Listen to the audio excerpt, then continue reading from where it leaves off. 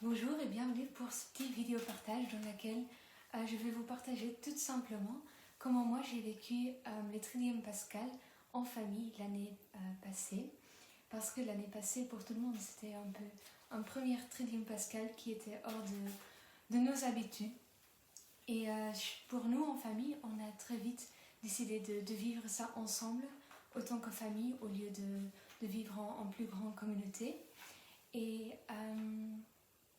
Et voilà, un soir, on s'est mis ensemble vraiment autour de la table pour dire mais comment est-ce que nous on veut vivre le Tridium Pascal, parce que voilà, même si c'est pas en temps normal, Jésus va ressusciter et ça reste normal, ça fait partie de notre vie.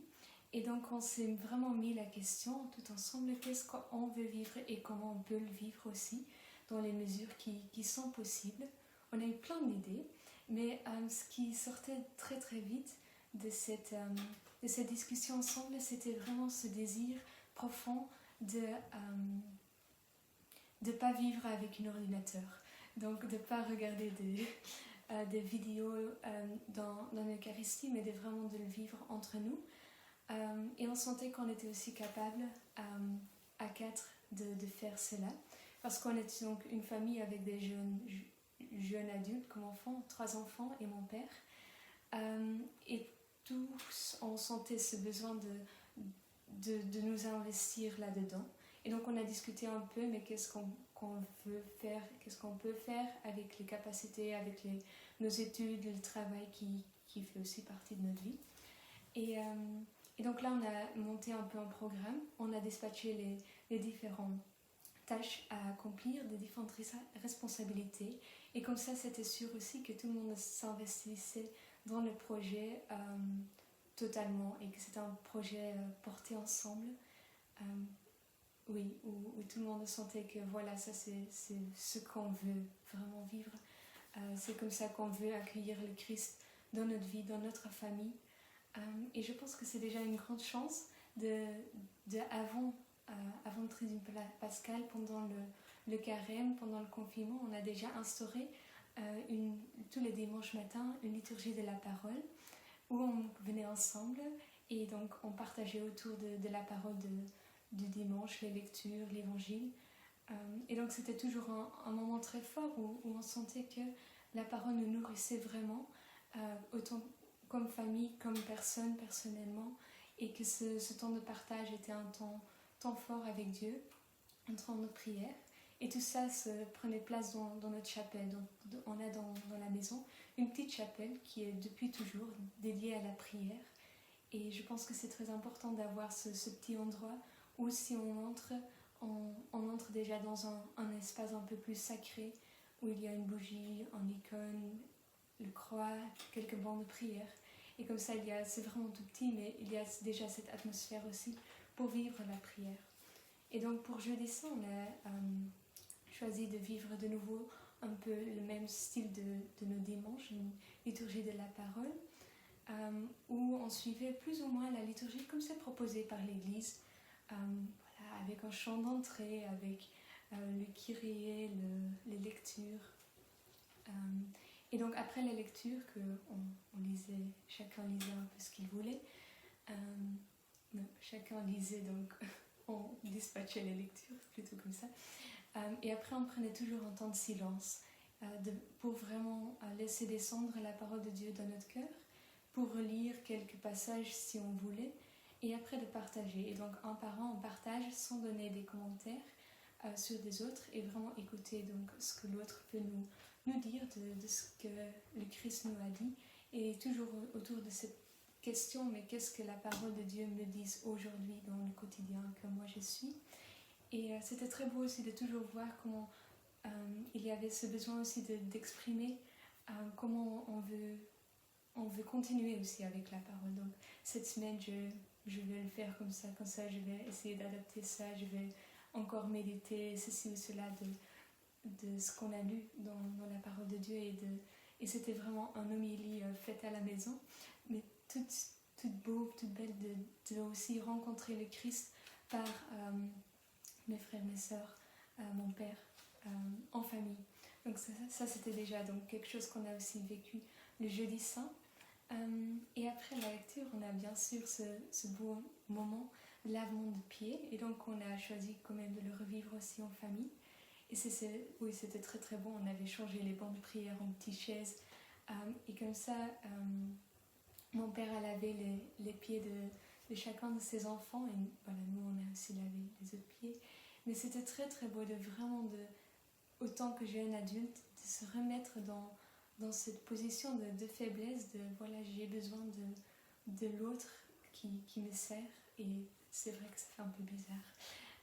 Mais en même temps d'accueillir aussi, d'être servi et d'accueillir, de servir de nouveau. Et donc cette situation totalement vulnérable est pour moi vraiment une très très très belle signe pour vivre aussi ce grand mystère de Jésus qui se donne comme serviteur, lavement des pieds, et après Jésus qui se donne mais encore plus grand sur la croix, et donc de vraiment vivre ça très corporellement. C'est vraiment une très très belle signe qu'on peut vraiment vivre en famille. Donc ça c'était déjà un moment très beau. On avait aussi la grande chance d'avoir un prêtre qui nous a donné des hosties consacrées, donc on a pu communier aussi pour Jeudi Saint. On a communié en demi aussi, comme ça on avait encore un autre demi pour dimanche, pour Pâques. Mais même sans la communion, je pense que ce temps était fort dans la prière, de prendre ce temps ensemble au milieu de notre maison, d'écouter la parole et de communier aussi autour de la parole de Dieu. Oui, c'était vraiment une très belle journée. Le Jeudi Saint, on a prévu ensemble donc, de vivre le chemin de croix, et ça pour pas être trop statique, et vu que l'église n'était pas très ouverte, on a choisi de le vivre en pleine nature. Et donc on avait prévu une grande balade avec les 14 stations dans différents endroits, et donc c'était un tout petit peu de préparation, de choisir des méditations qui allaient bien avec les différentes stations. Et avant de partir, tout le monde avait aussi reçu un petit bois, un croix en bois, grand comme ça, dans laquelle on portait physiquement aussi toutes nos intentions de prière, notre croix à nous, mais aussi la croix du monde et la croix que Jésus a portée pour nous. Et donc c'est très symboliquement, mais aussi très physiquement, d'aller en marche vers le Christ, avec le Christ, dans les montagnes ou bien les collines de la Belgique. Et c'était très très beau de marcher ensemble, chacune prenait une autre station et on tournait comme ça, de lire la station, quelques versets de la Bible, un peu de silence et après une méditation. Et entre les différentes stations, ça variait un peu, donc il y avait des moments qu'on chantait, surtout des chants de Thésée parce que c'est répétitif, facile à retenir les paroles, mais il y avait aussi des moments de silence, les autres moments qu'on priait juste une dizaine entre deux stations, donc ça changeait vraiment. Et à un certain moment, vers la fin, on a aussi pris vraiment un temps de silence dans une très belle prairie avec une belle vue, pour méditer encore plus, mais qui s'est passé il y a 2000 ans et ce qui s'allait passer un peu plus tard pendant le chemin de croix. Et donc ça aussi, de marcher ensemble, de vivre ça ensemble, dans la prière, dans le silence de la nature, l'émerveillement. C'était très très beau. Et pour samedi Saint, c'était une journée de préparation. On avait plusieurs préparations, parce qu'on était aussi engagés dans quelques projets dans la paroisse, d'aller distribuer des biscuits à tous les paroissiens qui étaient seuls et des cartes à tous les paroissiens. Donc avec ma sœur, on était fortement là-dedans. Il y avait aussi tous les préparatifs pour les vigiles, la veillée de Pâques. Et donc pour la veillée, on a vraiment essayé de reprendre le plus possible la liturgie d'une veillée pascale, comme il est proposé par l'Église de nouveau, avec donc un feu dans le jardin. On ne peut pas faire un très très grand feu, donc c'était un feu dans un barbecue, ce qui est légal. Mais donc c'était très très beau de préparer le feu, aussi nettoyer la fontaine, parce que ça va venir après. J'avais reçu un cierge pascal de l'année avant, et donc j'avais changé de 2019 en 2020 pour avoir une cierge pascal qui était déjà bénie, mais voilà. On avait notre cierge pascal en famille, à décorer la chapelle avec plein de fleurs, plein de bougies. Donc voilà, vraiment une journée pleine de petites préparations pour vivre la veillée de Pâques ensemble après. Donc vers le soir. On est commencé autour du feu, le feu de la lumière qui jaillit. On a allumé, cher Pascal, allumé toutes nos bougies en chantant autour du feu. Et après, on a fait une petite procession à travers la cuisine, vers la salle à manger, jusqu'à la chapelle. C'était très très beau parce qu'on n'a jamais fait une procession avec des bougies dans notre maison, qu'on avait éteint toutes les lumières pour vraiment vivre ce feu de Pascal. Donc c'était très très beau au milieu de notre quotidien où on vit tous les jours, de passer avec cette lumière immense pour accueillir ce joie de la résurrection. Et en certains moments, je me disais que même on est fou. On est complètement fou de vivre ça tellement profond, tellement sacré, de monter les escaliers jusqu'à la chapelle avec nos bougies. Et en même temps, c'était aussi ça la mystère pascal qui nous vivait, qui était déjà là, d'allumer tous les bougies dans notre petite chapelle, de chanter ensemble. Après, donc, on a lu toutes les lectures, les 7 plus l'évangile.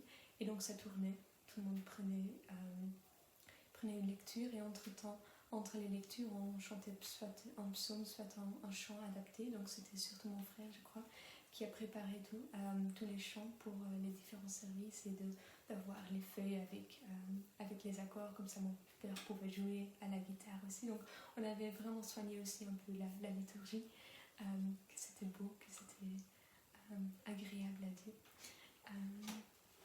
Et donc après lire toutes les lectures, on a fait un moment de silence un peu plus long et un grand partage. Et c'était très bon comment toutes les lectures révélaient plein de choses différentes pour tout le monde, mais qu'on se sentait, en famille, on peut revivre cette histoire biblique. Et ça fait partie de notre histoire de famille aussi. Donc c'était vraiment un grand joie de goûter aussi à cette grande histoire dans laquelle on s'était inscrit. Et surtout ce mystère pascal qui nous habite aussi tous. Donc c'était très très beau de vivre tout ça, de chanter Alléluia, d'après de redescendre et de baptiser, de renouveler notre baptême. Et même si l'eau n'était pas bénie, on se sentait bien que l'Esprit Saint était présent dans cette eau de la fontaine de notre jardin. Et voilà, donc on a vraiment essayé de suivre le plus possible la liturgie comme c'est proposé et avec toutes les prières qu'on retrouve dans le missel. Donc en vrai c'est assez facile, mais c'était beau qu'on était tous là en plein cœur. Et à la fin de la veillée, on chantait et on sentait aussi qu'on ne voulait pas encore quitter cette ambiance. Mais voilà, à un certain moment, il faut quitter la chapelle et aussi semer ces joies autour de nous. Et Pâques, c'était surtout, donc dimanche de Pâques, c'était surtout semer cette joie autour de nous, dans les petits téléphones, par tous ceux qu'on savait qui étaient seuls, de distribuer ces biscuits dans la paroisse, de décorer aussi l'église chez nous pour tous les gens qui passent en se promenant. Donc voilà, dimanche, c'était vraiment aussi sortir avec cette joie. Mais vu que j'avais un peu des projets trop grands, un guirlande dans l'église, c'était aussi des œuvres familiales qu'on a portées en famille. Donc c'était très beau de construire ensemble, donc pas que vivre, mais aussi de toutes les préparations, de le faire ensemble et de vraiment profiter de vivre Pâques en famille, très proche du Seigneur, parce qu'il est ressuscité. Peu importe où on vit, le plus important c'est de faire mémoire qu'il est ressuscité pour nous en chaque instant de notre vie. Et donc je vous souhaite une très très belle Triduum pascale avec plein de créativité, d'adapter la liturgie pascale à chacune de vos circonstances, des circonstances sanitaires aussi. Et déjà un très très joyeuse Pâques à vous tous.